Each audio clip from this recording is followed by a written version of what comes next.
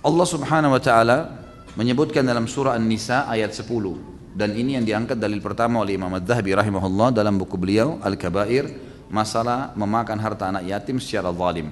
A'udzu billahi minasyaitonir rajim. Innal ladzina ya'kuluna amwalal yatama dzulman innama ya'kuluna fi butunihim nara wa sayaslawna sa'ira.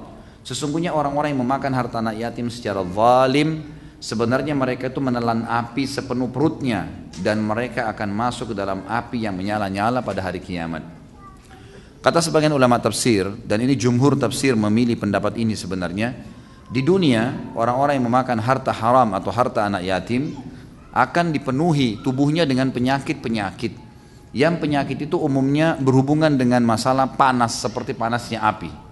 Mungkin sering demam, mungkin dia akan kena penyakit-penyakit yang dia rasakan membakar seperti membakar tubuhnya.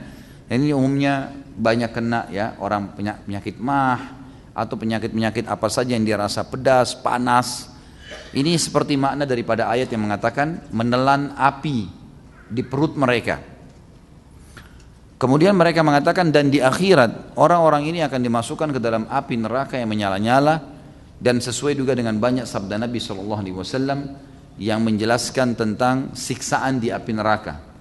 Ada firman Allah yang berbunyi wahum fiha kalihun, dan penghuni neraka itu akan cacat di dalam neraka mereka cacat.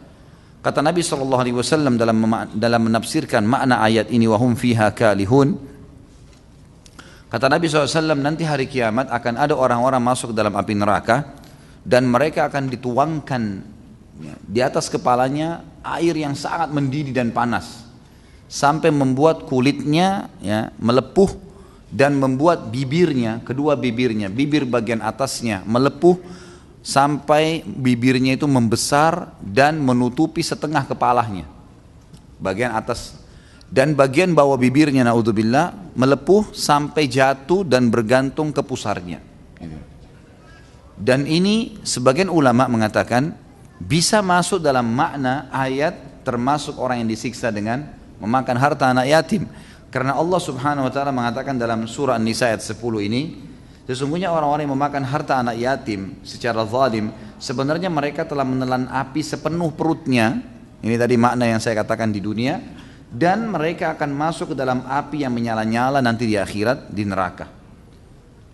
Makna yang lain juga ditambahkan oleh para ulama, bahwasanya mereka akan disiksa oleh Allah Subhanahu wa taala di akhirat dengan cara Allah masukkan api ke dalam perutnya, dan api itu akan menyala sehingga membakar seluruh yang ada dalam tubuhnya dari dalam.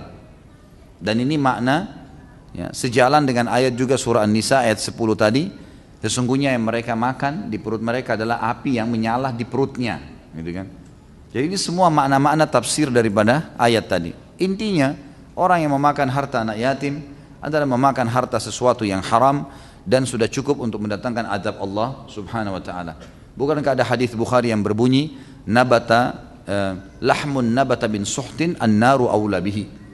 Daging yang tumbuh dari hal-hal yang haram maka neraka lebih pantas baginya, sebagaimana Nabi SAW sudah sabdakan.